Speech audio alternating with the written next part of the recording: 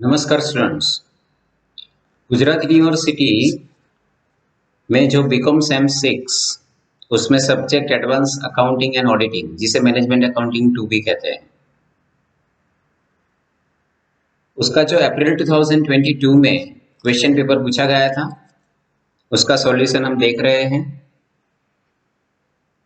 उसके previous years 2021, 2019 उसके भी जो भी सॉल्यूशन है वो मैं अपनी चैनल पे डालूंगा, तो आप लास्ट 3 इयर्स या 4 इयर्स के यूनिवर्सिटी पेपर्स का सॉल्यूशन देख लोगे तब भी बहुत बड़ा एडवांटेज मिलेगा आपको। चलिए हम डिस्कस करते हैं। वेरी फर्स्ट क्वेश्चन है और वो क्वेश्चन है लेबर का। स्टैंडर्ड कॉस्टिंग 1 जो चैप्टर है आपका यूनिट 1 में, उसमें से है। लेबर के रिगार्डिंग उन्होंने क्वेश्चन पूछा है, कंप्यूट द फॉलोइंग वेरिएंसेस, और उसमें labour cost variance, labour rate variance, labour efficiency, labour mix, ये 4 वेरिएंसेस क्वेश्चन में है। आपको याद रखना है कि यहाँ पे एक से ज्यादा वर्कर्स हैं तब जाके मिक्सिंग का क्वेश्चन होता है, क्योंकि मैन वीमेन 2 है ना। क्वेश्चन में क्या लिखा है पढ़ते हैं। Following labour mix had been provided in the budget to produce 1 unit of a product. देखिए ये मैटर करता है आपके लिए। लिखा है to produce 1 unit of a product, यानी एक यूनिट अगर आपको बनाना है तो उसमें इसके 6 और इसके 9 आवर्स लगेंगे, यानी टोटल 15 आवर्स लगेंगे, तब जाके आप एक यूनिट बना पाओगे। So if you want to produce 1 unit, आपका टाइम कितना स्पेंड होगा? 15 आवर्स। और ये क्या है? ये है बजट। बजट और यूसे स्टैंडर्ड। स्टैंडर्ड जो आपने सेट करके रखा है कि हम मैन को 3.50 वेजेस देंगे पर आवर और वीमेन को 1 रुपी देंगे, ये हमने सेट करके रखा था। लेकिन जब एक्चुअल हमने प्रोडक्शन किया, 2000 यूनिट्स का आउटपुट मिला और यूसे फिनिश गुड्स और यूसे मैन्युफैक्चर्ड यूनिट्स, सो 2000 यूनिट्स बने, तब मैन के टोटल 11,000 और वीमेन के 20,000 आवर्स, इतना काम हुआ है उनका। और एक्चुअल रेट हमने पे किया, वेज रेट 4 रुपीज एंड 80 पैसे। तो अब देखिए क्या इसमें रेट में डिफरेंस है? वेरिएंस का मतलब क्या होता है? Difference. Variance means difference, difference between standard and actual. So अगर आपका स्टैंडर्ड और एक्चुअल सेम है तब कोई वेरिएंस नहीं होता, यानी कोई डिफरेंस नहीं होता, वेरिएंस 0 हो जाएगा, नील। लेकिन यहाँ पे देखिए रेट आपने सोचा था कुछ और एक्चुअल पे किया है अलग, इसका मतलब लेबर रेट वेरिएंस एग्जिस्ट करता है। आप एफिशिएंसी भी चेक कर सकते हो। जिस हिसाब से आपने सोचा था कि एक यूनिट में 15 आवर्स लगेंगे, अब 15 आवर्स में काम होना था, अब 2000 यूनिट्स बना लिए आपने तो। सो एक यूनिट में अगर 15 आवर्स लगेंगे, सो 2000 में कितना? 30,000 आवर्स, इतना काम होना चाहिए। लेकिन आपने तो 31,000 आवर्स काम किया और 2000 यूनिट्स प्रोड्यूस किए, इसका मतलब आपकी एफिशिएंसी कम है। सो लेबर एफिशिएंसी वेरिएंस भी यहाँ पे आएगा। और मिक्सिंग रेशियो देखिए, ये रेशियो था 6:9, आपने 11:20 के हिसाब से मिक्सिंग किया है। और ओवरऑल लेबर की जो कॉस्ट होगी और एक्चुअल कॉस्ट होगी उसमें भी डिफरेंस है, इसलिए कॉस्ट वेरिएंस भी है। सो ये सारे वेरिएंसेस कैसे कैलकुलेट किए जाते हैं? So there are 2 ways to calculate these all answers. One way is table based solution, बहुत इजी होता है, और एक है फॉर्मूला बेस्ड सॉल्यूशन। चलिए हम आगे डिस्कस करें। देखिए लेबर में नॉर्मली इतने वेरिएंसेस होते हैं। लेबर कॉस्ट वेरिएंस जो होता है ना, उसके 3 पार्ट्स होते हैं, रेट, आइडल टाइम, एफिशिएंसी। यहाँ पे आइडल टाइम है ही नहीं, हम जो क्वेश्चन डिस्कस कर रहे हैं ना उसमें रेट है, एफिशिएंसी है। एफिशिएंसी के भी 2 पार्ट होते हैं, लेबर मिक्स एंड सब एफिशिएंसी। लेकिन देखिए मैंने यहाँ पे एक नोट लिखी है, अब गुजरात यूनिवर्सिटी में कई बार वो लोग क्या करते हैं कि नॉर्मली एफिशिएंसी वेरिएंस की कंपैरिजन जो आपके standard hours for actual production and revised जो एक्चुअल आवर्स है उसके साथ कर लेते हैं, जिसे नॉर्मली हम सब एफिशिएंसी बोलते हैं। सो इंस्टेड ऑफ सब एफिशिएंसी कई बार इसी को वो एफिशिएंसी बोल देते हैं। तो अब इसका सॉल्यूशन क्या करें? इसका सॉल्यूशन हम ये कर सकते हैं कि जब भी सब एफिशिएंसी के लिए पूछा गया हो तब आप पहले सब एफिशिएंसी कैलकुलेट करो, फिर एफिशिएंसी अलग से कैलकुलेट करो मिक्स को ऐड करके। या फिर सब एफिशिएंसी नहीं है तो आप डायरेक्टली एफिशिएंसी लिख दीजिए। देखिए मैंने लिखा है there is one more opinion for labor efficiency variance. When question is not asked for sub efficiency variance, then efficiency variance is calculated instead of sub efficiency variance. चलिए वो जो क्वेश्चन था, क्वेश्चन याद है आपको? नहीं है तो देख लीजिए फिर से एक बार, उसका सॉल्यूशन अब आ रहा है। देखिए there are two types of workers. ये पूरा पार्ट है ना एक्चुअल है, टेबल बेस्ड सॉल्यूशन है ये पूरा पार्ट एक्चुअल है। आपने कितने आवर्स काम किया और क्या रेट पे किया, आपने देखा होगा 11,000 एंड 20,000 आवर्स हमने काम किया है और ये रेट पे किया है। मल्टीप्लाई कर दीजिए, इसका मतलब टोटल वेजेस आपने 60,000 पे की है। एक्चुअल वेजेस पेड ₹60,000 और काम इतना हुआ है आपका 31,000 आवर्स। अब सेकेंड कॉलम में क्या करेंगे, एक ही चेंज करेंगे। ये जो एक्चुअल रेट है ना उसकी जगह यहाँ पे स्टैंडर्ड रेट। सो आवर्स सेम 11,000 20,000 टोटल 31,000, लेकिन रेट मैंने चेंज कर लिया। सो अब अमाउंट चेंज हो गई और टोटल 58,500। अब इन दोनों का जो डिफरेंस होता है उसे बोला जाता है रेट वेरिएंस, क्योंकि रेट में डिफरेंस है, आर सेम है। ये रहा rate variance, labour rate variance 2 - 1। Okay, अब थर्ड कॉलम में क्या होता है, एक्चुअल आवर्स 31,000 थे टोटल, उसको सेम रखेंगे लेकिन उसका स्टैंडर्ड मिक्स करेंगे। और स्टैंडर्ड मिक्स आपने देखा होगा, स्टैंडर्ड मिक्स हमारा क्या था, 6:9 था ना, आगे क्वेश्चन याद होगा आपको। सो इस रेशियो में हम डिस्ट्रीब्यूट कर देंगे। सो वो डिस्ट्रीब्यूट कर दिया, सो 12,400 और 18,600 मिला। फिर multiply with standard rate, multiplication कर दीजिए। देखिए इसमें और इसमें चेंजेस क्या है, AH सेम है, SR स्टैंडर्ड रेट सेम है। डिफरेंस क्या है, यहाँ पे एक्चुअल मिक्स है, यहाँ पे स्टैंडर्ड मिक्स है, इसलिए इसे बोला जाता है मिक्स वेरिएंस। 3 - 2 उसे बोलेंगे मिक्स वेरिएंस।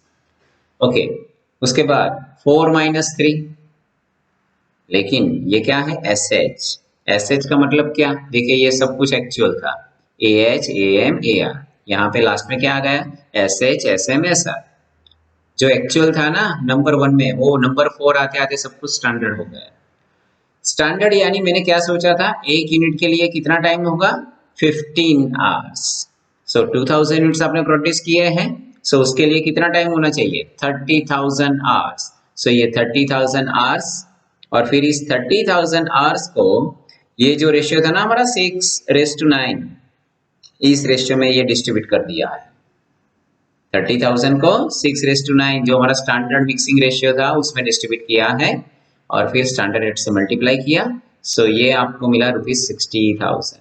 इसका मतलब क्या हुआ कि हमने स्टैंडर्ड कॉस्ट सोची थी 60,000 और एक्चुअल कॉस्ट भी यानी वेजेस कितनी पे की, 60,000। सो अल्टीमेट कॉस्ट वेरिएंस आपका नील है। देखिए ये रहा कॉस्ट वेरिएंस नील है, लेकिन ए बी उसमें है। देखिए ये 18,000 - 16,000, यहाँ पे 2,000, यहाँ पे है ना एक चेंजेस होगा, यहाँ पे ध्यान रखना है, ये 2000 एडवर्स नहीं है, 2000 फेवरेबल है, ये 2000 फेवरेबल है तब जाके ये नील होगा। सो ये चेंजेस है, 2000 फेवरेबल है ये। ओके, सो अब यहाँ पे क्या हो गया, 2 - 1 रेट, 3 - 2 मिक्स। अब यहाँ पे कंफ्यूजन है, कंफ्यूजन क्या है, 4 - 3 को वैसे सब एफिशिएंसी बोलना चाहिए, लेकिन क्वेश्चन में है तो, अगर क्वेश्चन में नहीं है तो फिर 4 - 3 एफिशिएंसी बोल दीजिए। लेकिन अगर आप जितनी भी रेफरेंस बुक्स देखोगे 4 - 3 क्या होगा, सब एफिशिएंसी, और 4 - 2 होगा एफिशिएंसी। फिर से बोल रहा हूं मैं, 4 माइनस 3 होगा सब एफिशिएंसी, 4 माइनस 2 होगा एफिशिएंसी। लेकिन मैंने बताया ना कि गुजरात यूनिवर्सिटी में जिस बुक के बेस पे आंसर चेक किए जाते हैं वो कई बार सब एफिशिएंसी नहीं लिखा ना, तो 4 माइनस 3 को ही एफिशिएंसी बोल देते हैं। ओके, सो ये क्वेश्चन अब समझो 14 मार्क्स में मिल जाए, इससे अच्छा और कुछ नहीं हो सकता, सिर्फ इतना ही सॉल्यूशन। देखिए ये टेबल बेस्ड सॉल्यूशन है, इसको आप फॉर्मूला के बेस पे भी कर सकते हो। जो स्टूडेंट्स जिन्होंने फॉर्मूला प्रिपेयर की है वो इस हिसाब से कर सकते हैं। देखिए labour rate variance, so labour rate variance की फॉर्मूला क्या है? रेट वेरिएंस यानी रेट का difference, standard rate minus actual rate, उसे एक्चुअल आर से मल्टीप्लाई कर दीजिए। मिक्स वेरिएंस यानी मिक्स का डिफरेंस, उसे स्टैंडर्ड रेट से मल्टीप्लाई कर दीजिए। एफिशिएंसी, कॉस्ट, सो ये सारे वेरिएंसेस यहाँ पे हमने रिकॉर्ड किए हैं। ये जो फॉर्मूला बेस करते हैं उनके लिए हैं, वो वर्किंग सेम रहेगी, है ना, वर्किंग उसमें जो है वही यहाँ पे होगी, उसमें कोई चेंज नहीं है। ओके, तो ये एक क्वेश्चन हुआ लेबर का स्टैंडर्ड कॉस्टिंग 1 में से। मटेरियल नहीं पूछा गया था लास्ट ईयर 2022 में, लेबर का पूछा गया था, लेकिन साथ में कौन सा क्वेश्चन था देखते हैं। ये है standard costing 2। Standard costing 2 chapter जो है उसमें से फिक्स्ड ओवरहेड के वेरिएंसेस पूछे गए हैं और उसमें डेज दिया है। 25 डेज हमने सोचा था और 26 डेज काम किया। मैंने बताया ना वेरिएंस का मतलब ही यही होता है, आपने सोचा कुछ हो गया कुछ। प्रैक्टिकल लाइफ में भी यही होता है, आपने सोचा कुछ हो गया कुछ। आपने सोचा 25 डेज काम करेंगे, 26 डेज काम हुआ। आपने सोचा था प्रोडक्शन 6000 यूनिट्स का होगा, 6300 का हुआ। आपने सोचा था फिक्स्ड ओवरहेड एक्सपेंस 60,000 होगा और 72,000 एक्सपेंस किया आपने। सो यहाँ पे ये वेरिएंसेस है, हम टेबल बेस जाएंगे, एक फिक्स्ड फॉर्मेट है, फॉर्मेट लिख देंगे और यहाँ से अमाउंट वहां पे रख देंगे। चलिए ये क्वेश्चन दिमाग में रखना, अगर दिमाग में नहीं रहता तो थोड़ा पीछे आके चेक कर लीजिए। चलिए फॉर्मेट क्या है याद रखना, 72,000 एक्चुअल हुआ है, बजटेड 60,000 है, ये आवर्स है, ये यूनिट्स है। चलिए आगे देखते हैं इसका सॉल्यूशन क्या है। देखिए ये फिक्स्ड ओवरहेड कॉस्ट वेरिएंस है ना, ये लिखना नहीं है आपको आंसर में, लेकिन आपके लिए वैसे समझ के लिए है कि फिक्स्ड ओवरहेड कॉस्ट वेरिएंस जो है उसके बेसिकली दो पार्ट्स होते हैं, बजट एंड वॉल्यूम। और वॉल्यूम के 3 पार्ट्स होते हैं, कैलेंडर, कैपेसिटी, एफिशिएंसी। अगर एमसीक्यू में भी आया ना तो आपको पता होना चाहिए कि volume variance is equal to calendar plus capacity plus efficiency. Okay चलिए देखते हैं, ये रहा सॉल्यूशन। सबसे पहले क्या लिखा जाता है?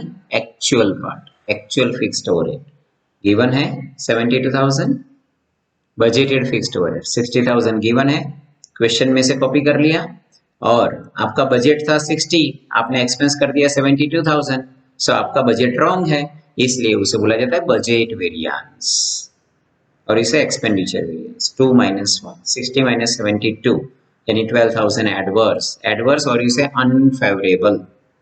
ओके, थर्ड कॉलम क्या है? Actual days. Actual days question में थे 26 days, standard our per day, एक दिन में आप कितना काम कर रहे हो, सो उसको ऐसे कैलकुलेट किया जाता है। आपके बजटेड 60,000 आवर्स थे और 25 डेज बजटेड थे, सो एक दिन में आपने क्या सोचा था? 2400 आवर्स काम होगा इनटू एफओआर। एफओआर का मतलब क्या होता है? फिक्स्ड ओवरहेड एब्जॉर्प्शन रेट, लेकिन कैसा लेना है? स्टैंडर्ड, जिसकी फॉर्मूला है कि आपने बजटेड फिक्स्ड एक्सपेंस इतना सोचा है और बजटेड आवर्स इतना है। देखिए इसका दूसरा नाम भी है रिकवरी रेट, इसे बोला जाता है recovery rate per hour. Per hour आपने एक्सपेंस क्या सोचा है? सो 60,000 ओवरहेड एक्सपेंस आपने सोचा था बजटेड, और बजटेड आवर्स वो अगर आप क्वेश्चन देखोगे आपको पता चल जाएगा कि 6,000 यूनिट्स और पर यूनिट 10 आवर्स आपने सोचा था। यानी देखिए ये भी गलत है, ये 6,000 नहीं, यहाँ पे 60,000 होना चाहिए। सो 60,000 divided by 60,000 hours, 6,000 into 10, so per hour कितना हो गया? ₹1, उसको यहाँ पे रख दिया, मल्टीप्लाई कर दिया, सो ये डेज के बेस पे कैलकुलेट किया है ना, इसलिए इसे कैलेंडर वेरिएंस बोलते हैं। देखिए 3 - 2 कैलेंडर वेरिएंस। उसके बाद है 4 - 3 actual hours work. So question में लिखा ही है कि 66,000 आवर्स काम किया है, FOR हमने कैलकुलेट करके रखा है। सो 66, इसे बोला जाता है कैपेसिटी वेरिएंस। सो 4 - 3 ये रहा 4 - 3 कैपेसिटी वेरिएंस। ओके, फिर SH इंटू FOR। SH का मतलब क्या? Standard hours for actual production.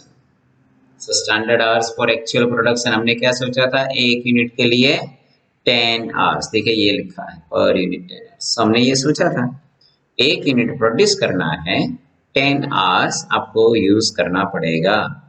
So 6300 units आपने एक्चुअल प्रोड्यूस किए हैं इस क्वेश्चन में। सो इसका मतलब 63,000 आवर्स आपको काम करना चाहिए।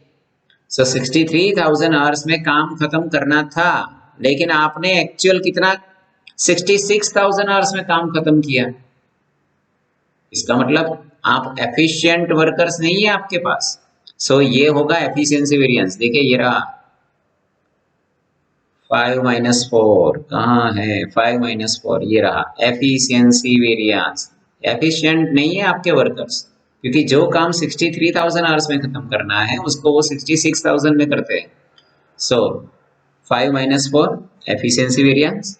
फिर क्या होगा 5 - 2 वो वॉल्यूम वेरिएंस। मैंने अभी बताया था ना, कैलेंडर, एफिशिएंसी एंड कैपेसिटी तीनों को मिला दीजिए, वॉल्यूम मिल जाएगा, या फिर 5 - 2 कर दीजिए और 5 - 1 कॉस्ट।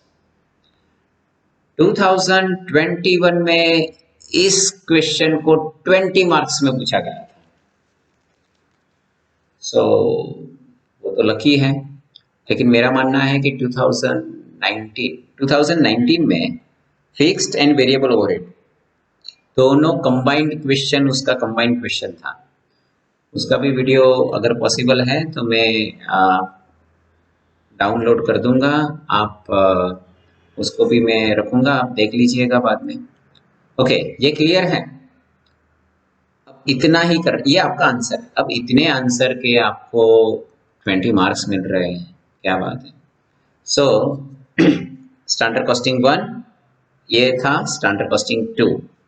चलिए अब नेक्स्ट मार्जिनल कॉस्टिंग। अब मार्जिनल कॉस्टिंग देखिए क्वेश्चन क्या है। इंफॉर्मेशन दी है कि सेलिंग प्राइस 8 रुपीज है, वेरिएबल कॉस्ट 5 रुपीज है, fix cost 60,000, total sales 30,000 units. देखिए इतना याद रखना है आपको, अगर क्वेश्चन में लिखा है ना तभी per unit selling price change करनी है। अगर क्वेश्चन में लिखा है तो per unit variable expense change करना है। अगर क्वेश्चन में लिखा है तो टोटल फिक्स्ड एक्सपेंस चेंज करना है।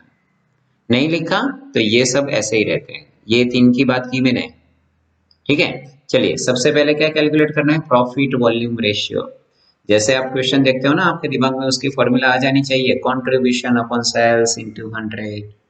Break even point, break even point की formula fix cost upon per unit contribution. लेकिन पर यूनिट कंट्रीब्यूशन डिवाइड कब करोगे, जब आपको यूनिट्स में चाहिए। लेकिन अगर रुपीज में चाहिए तो fix cost upon profit volume ratio. Okay, safety margin. Safety margin का मतलब क्या होता है, आपका ब्रेक इवन पॉइंट सेल्स जो है उसके ऊपर जितना भी सेल्स करते हो ना, सेफ्टी मार्जिन। मैं आपको बताऊं, इस चैप्टर के लिए कॉस्ट वॉल्यूम प्रॉफिट एनालिसिस भी बोला जाता है इसे। इसके मेरे चैनल पे आई थिंक 3 या 4 वीडियोस है, उसमें मैंने फॉर्मूला का एक्सप्लेनेशन दिया है और 2 क्वेश्चंस किए हैं। अगर उसको देख लोगे ना तो मेरा मानना है मार्जिनल कॉस्टिंग का ये जो पार्ट है, ऐसे डिफरेंट डिफरेंट क्वेश्चंस, वो सब कुछ क्लियर हो जाएंगे। आपके चैनल पे ही मिल जाएंगे आपको, सीबीपी एनालिसिस लिखा होगा या मार्जिनल कॉस्टिंग लिखा होगा, 3 या 4 वीडियोस है। ओके, फिर है required sales to get profit of ₹2 per unit. So fixed है ₹2 प्रॉफिट करना है तो मेरा सेल्स कितना होना चाहिए। फिर find out new selling price when break even point is 15,000 units. यानी अगर 15,000 यूनिट्स पे आपका ब्रेक इवन पॉइंट आ जाता है, नो प्रॉफिट नो लॉस, तो फिर आपकी नई सेलिंग प्राइस क्या होनी चाहिए। इतने क्वेश्चंस है यहाँ पे। चलिए एक एक करके सॉल्व करते हैं। सेलिंग प्राइस 8 रुपीज थी, variable cost 5, total fix expense 60,000, sales 30,000। तो हम कह सकते हैं कि एट प्रेजेंट ये सिचुएशन है, 30,000 यूनिट्स है, selling price 8, variable expense 5 and contribution 3 rupees होगा, पर यूनिट है, मल्टीप्लाई कर दिया, ये टोटल मिल गया आपको। फिर फिक्स एक्सपेंस माइनस किया, प्रॉफिट मिल गया। सो ये तो हो गया आपका।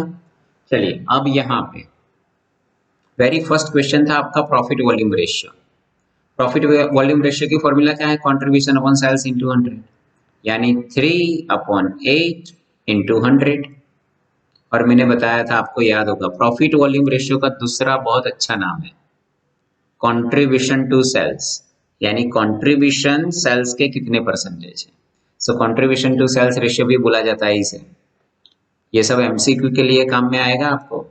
सो 37.50% है, यानी आप जो सेल्स करोगे उसका 37.50% कॉन्ट्रीब्यूशन है। ओके, उसके बाद क्या है? Break even point. Break even point की फॉर्मूला है fix cost upon PV ratio. So fix cost हमारी 60,000 है, divided by PV ratio, so 160। So ये 1,60,000 क्या है? No profit no loss level, यानी अगर मैंने इतना सेल्स किया तो मुझे प्रॉफिट भी नहीं होगा, लॉस भी नहीं होगा। सेफ्टी मार्जिन, सेफ्टी मार्जिन का मतलब क्या? ब्रेक इवन पॉइंट के ऊपर अगर मेरा सेल्स है तो मैं सेफ हूं, क्योंकि यहां तक तो मुझे प्रॉफिट भी नहीं हो रहा, लॉस भी नहीं हो रहा। सो इससे ज्यादा जितना सेल्स होगा वो मेरा सेफ मार्जिन है। सो मेरा सेल्स कितना है? 2,40,000 और ब्रेक इवन मेरा कितना है? 160। सो 240 में से 160 निकाल दीजिए, कितना ब्रेक इवन के ऊपर सेल हुआ है? 80,000। It is your safety margin. फिर एक क्वेश्चन था कि required sales to get profit of 2 per unit, ₹2 per unit, यानी अगर 2 रुपीज प्रॉफिट आपको करना है तो सेल्स कितना होना चाहिए? देखिए, ये यहाँ पे ध्यान रखना। अगर समझो मैं यहाँ पे 2 रुपीज रख दूं, इस क्वेश्चन में कहीं पे ये नहीं बोला कि सेलिंग प्राइस चेंज करो, वेरिएबल एक्सपेंस चेंज करो। इसका मतलब क्या होता है? कॉन्ट्रीब्यूशन आपका 3 रुपीज ही रहेगा। अगर कंट्रीब्यूशन 3 रुपीज है और आपका प्रॉफिट कितना है? 2 रुपीज आपको करना है, वो बोला है यहाँ पे, देखिए 2 रुपीज प्रॉफिट करना है। सो मैं यहाँ पे 2 रुपीज रख दूं तो मुझे बताइए यहाँ पे फिक्स एक्सपेंस कितना होगा? 1 रुपी होगा या नहीं? 3 माइनस 1, सो यहाँ पे 2 मिलेगा ना। सो फिक्स एक्सपेंस मेरा कितना होगा? 1 रुपी पर यूनिट। फिक्स एक्सपेंस 1 रुपी और टोटल फिक्स एक्सपेंस मेरा चेंज नहीं होता, वो 60,000। सो मैं कह सकता हूं कि कितने यूनिट्स होंगे? 60,000 डिवाइडेड बाय 1 रुपी। देखिए वही मैंने यहाँ पे किया है कि पर यूनिट प्रॉफिट, प्रॉफिट कैसे मिलता है? कंट्रीब्यूशन में से फिक्स एक्सपेंस माइनस करके। So per unit profit 2 rupees given, question में दिया है। Per unit contribution remain same. क्यों सेम रहा? क्योंकि सेलिंग प्राइस चेंज नहीं हुई, वेरिएबल एक्सपेंस चेंज नहीं हुआ। Minus per unit fix cost, सो पर यूनिट फिक्स कॉस्ट मिल जाएगी आपको, ये फिक्स्ड कॉस्ट है, यहाँ पे एक्स आएगा। सो 3 सम 2 इस तरफ, ये इस तरफ, 1 रुपी मिल गया और total fix cost remain same. So आपके यूनिट्स हो गए 60,000। ओके, वेरी लास्ट क्या क्वेश्चन है? Find out new selling price when break even point is 15,000 units, यानी अगर 15,000 यूनिट्स आप सेल करते हो, सॉरी ब्रेक इवन पॉइंट अगर आपका 15,000 है तो फिर सेलिंग प्राइस क्या होनी चाहिए? हमारे पास ये फॉर्मूला है ना, break even point is equal to fix cost upon per unit contribution. So break even point की जगह रख दीजिए 15,000 units, fix cost remain same, so per unit contribution मिल जाएगा। पर यूनिट कंट्रीब्यूशन कितना मिल गया आपको? ₹4। अब पर यूनिट कंट्रीब्यूशन मिल गया 4 रुपीज। सेलिंग प्राइस फाइंड करनी है, इसलिए सेलिंग प्राइस को हम नहीं ले सकते, लेकिन वेरिएबल एक्सपेंस रिमेन सेम, ये तो सेम रहेंगे 5 रुपीज। सो सेलिंग प्राइस को चेंज करेंगे लेकिन वेरिएबल कॉस्ट 5 रुपीज। सो सेलिंग प्राइस कितनी हो जाएगी? 4 प्लस 5, 5 सामने जाएगा प्लस हो जाएगा, सो 9 रुपीज। इतना छोटा क्वेश्चन, इतना छोटा क्वेश्चन और बेनिफिट देखिए इतना बड़ा। सो ये मार्जिनल कॉस्टिंग है, लेकिन मैं एडवाइस करूंगा कि अगर इस चैप्टर को ठीक से आपको समझना है, सिर्फ 3 या 4 वीडियोस हैं, आपकी 60 मिनट्स जाएगी, लेकिन उसको देख लीजिए, बिल्कुल क्लियर हो जाएगा। और आपके अगर कोई फ्रेंड्स है उनको भी शेयर कीजिए, क्योंकि एग्जाम में उनको भी बड़ा एडवांटेज मिलेगा। चलिए नेक्स्ट क्वेश्चन देखते हैं।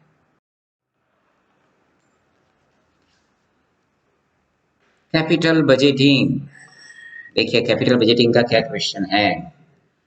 यहाँ पे दो इन्वेस्टमेंट्स है कंपनी के पास।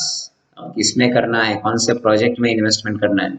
इनिशियल इन्वेस्टमेंट प्रोजेक्ट ए में 40,000 है, बी में 50,000 है। लाइफ उसकी बी है, इसकी 4 इयर्स, इसकी 5 इयर्स। टैक्स रेट इसका 50-50, rate of return on investment यानी डिस्काउंटिंग फैक्टर।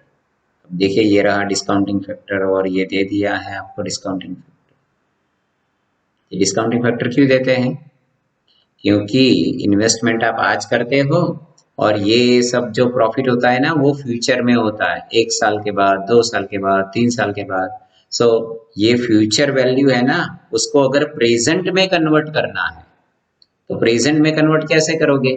इसके लिए ये वैल्यू दी है, क्योंकि आपका इन्वेस्टमेंट तो आज है, यानी आपने आज इन्वेस्टमेंट किया है, तो फिर इन सब की वैल्यू को आज में कन्वर्ट करेंगे तब जाके कंपैरिजन होगी, तब जाके हम डिसाइड कर सकते हैं कि मुझे इन्वेस्टमेंट करना चाहिए या नहीं, क्योंकि आज की वैल्यू और फ्यूचर की वैल्यू कभी सेम नहीं हो सकती। ओके, देखिए इसको भी समझना है ना, तो मैं बोलूँ कि कैपिटल बजटिंग के मेरे 5 या 6 वीडियोस हैं। फर्स्ट वीडियो इग्नोर करना क्योंकि वो आपके लिए नहीं है, वो प्योर थ्योरी है और वो सीए के स्टूडेंट्स कर सकते हैं। लेकिन वीडियो नंबर 2, 3, 4, 5, 6 बहुत छोटे छोटे वीडियोस है। 60 मिनट स्पेंड कर दी, कैपिटल बजटिंग का रिवीजन हो जाएगा।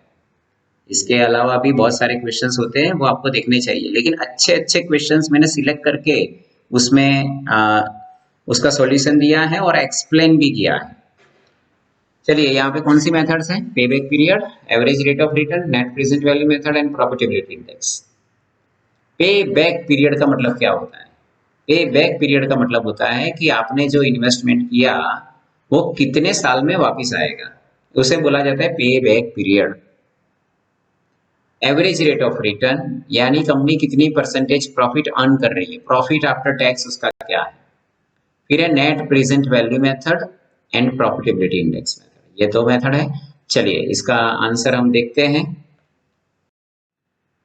सबसे पहले आपको देखना चाहिए कि आपका इन्वेस्टमेंट कितना है, इसमें 40,000, इसमें 50,000। डेप्रिसिएशन की formula cost price minus scrap value divided by life of investment.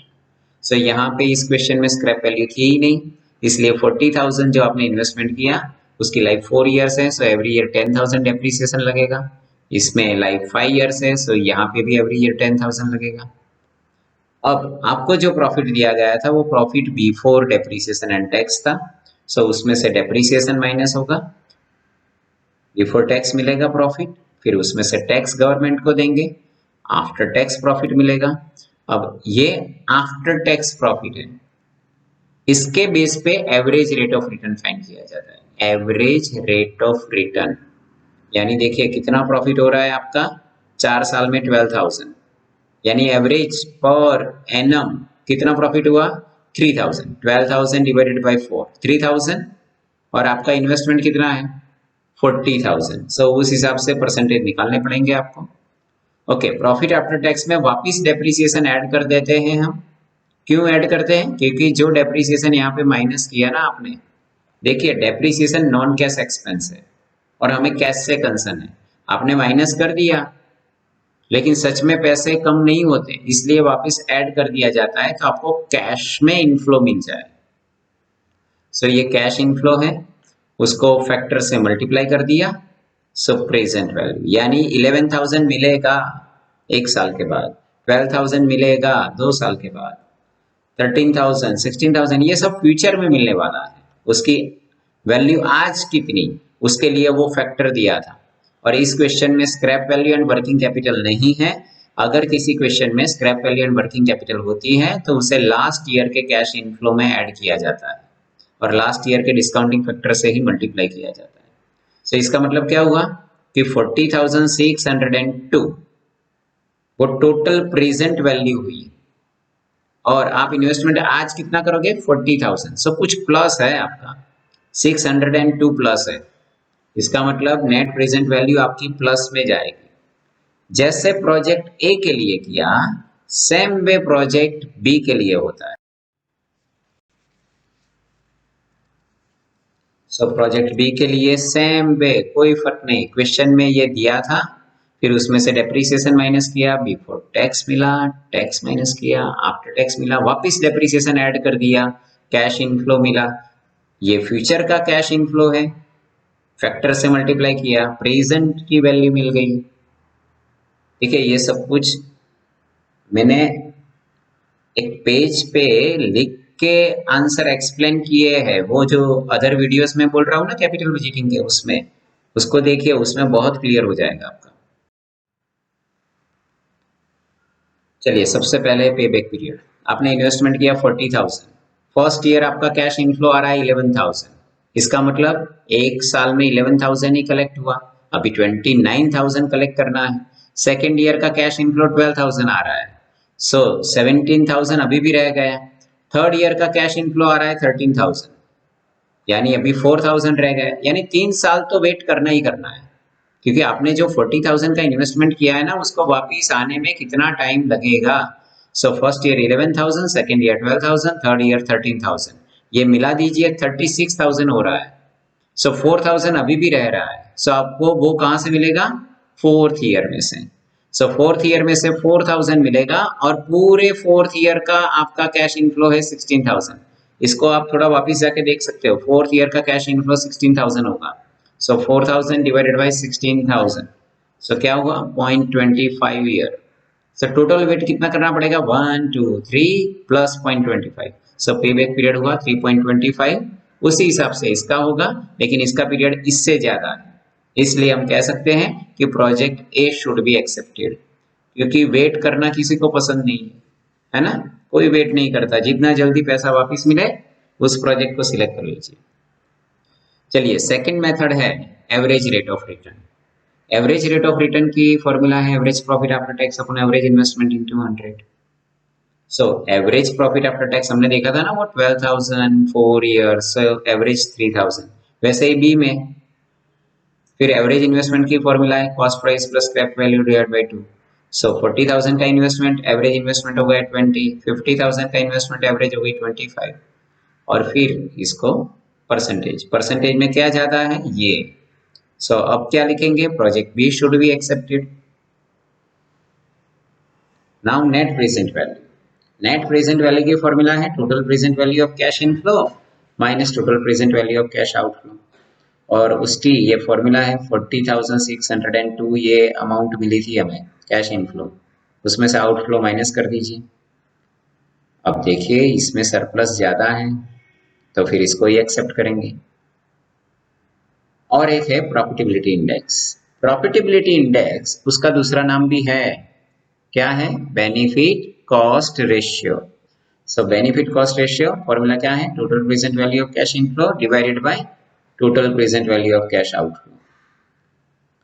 So यहाँ पे मैंने माइनस किया था, यहाँ पे डिवाइड किया, अमाउंट किसकी ज्यादा है, इसकी ज्यादा, तो फिर लिखेंगे project B should be accepted. चलिए जल्दी से, अब ये कैपिटल बजटिंग मैंने बताया, आप चैनल पे जाके इसके वीडियोस देख लीजिए, बहुत इजी हो जाएगा आपके लिए, और उसमें मैंने सिलेक्टेड अच्छे क्वेश्चंस देखे हैं। चलिए जल्दी से एमसीक्यूज, फ्रॉम द फॉलोइंग सब questions more than one. Okay okay, number 1, एक मटेरियल सब यूसेज वेरिएंस इज -200, यानी 200 एडवर्स, माइनस भी लिखा है एडवर्स भी लिखा है, मैं क्या करूँ, क्वेश्चन पेपर में लिखा था इसलिए मैंने लिखा है, लेकिन -200 और इसे 200 adverse, then material yield variance is, देखिए सब यूजेज का ही दूसरा नाम है यील्ड वेरिएंस, दोनों सिनोनिम है। सो इसका आंसर ये है, तो इसका आंसर भी ये, 200 एडवर्स बोलो या 200 अनफेवरेबल बोलो, दोनों एक ही बात है। लिखा है मैंने comment, material sub usages variance is also known as material yield variance. Okay, now second one, standard is the preparation of standard cost and their comparison with, देखिए मैंने अभी स्टैंडर्ड कॉस्टिंग 1 2 करवाया, उसमें मैंने बोला, क्या बोला कि आप स्टैंडर्ड की कंपैरिजन किसके साथ करते हो, एक्चुअल के साथ, और फिर उन दोनों के बीच में जो डिफरेंस होता है उसे क्या बोला जाता है, वेरिएंस, इसलिए इसका आंसर है standard is the preparation of standard cost and their comparison with actual cost and analysis of variance, फिर हम वेरिएंस का एनालिसिस करते हैं। सो ये आंसर होगा। Next, material cost variance consist of adverse material usage variance and favourable material price variance. देखिए adverse material usage variance का मतलब क्या होता है? मटेरियल यूसेज वेरिएंस तभी एडवर्स होता है जब आपने जो सोचा था ना उससे ज्यादा यूज कर लिया। And favourable material price variance कब होता है? जब आपने जो प्राइस सोची थी मटेरियल की उससे कम पेमेंट किया, यानी मटेरियल प्राइस कम थी, आपने सोचा था समझो 10 रुपीज, लेकिन एक्चुअल जब आप परचेस करने गए पेमेंट किया 8 रुपीज, तो फिर हम कहेंगे प्राइस वेरिएंस फेवरेबल है। यूज आपने सोचा था उससे ज्यादा हो गया तो हम बोलेंगे मटेरियल यूसेज वेरिएंस एडवर्स है। सो ये कब could suggest that we are paying less for और मटेरियल्स के लिए हमने कम पेमेंट किया इसलिए प्राइस वेरिएंस फेवरेबल हो गया than expected, but we are using more materials than expected, और हमने मटेरियल कुछ ज्यादा यूज कर लिया। ये दोनों ये इंडिकेट करता है। चलिए next,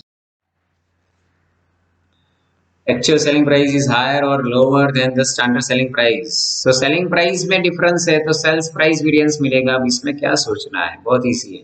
capital budgeting decision are irreversible, इसको आप रिवर्स नहीं कर सकते, और ये बड़े बड़े डिसीजन होते हैं, बहुत बड़ी अमाउंट इन्वेस्ट करनी होती है, so it is difficult to take back the decision, so it is always irreversible. एक बार इंप्लीमेंट कर दिया तो फिर खत्म। While evaluating capital investment proposal the time value of money is considered in case of, देखिए टाइम वैल्यू ऑफ मनी कहाँ पे मैटर करता है? डिस्काउंटेड कैश फ्लो मेथड में।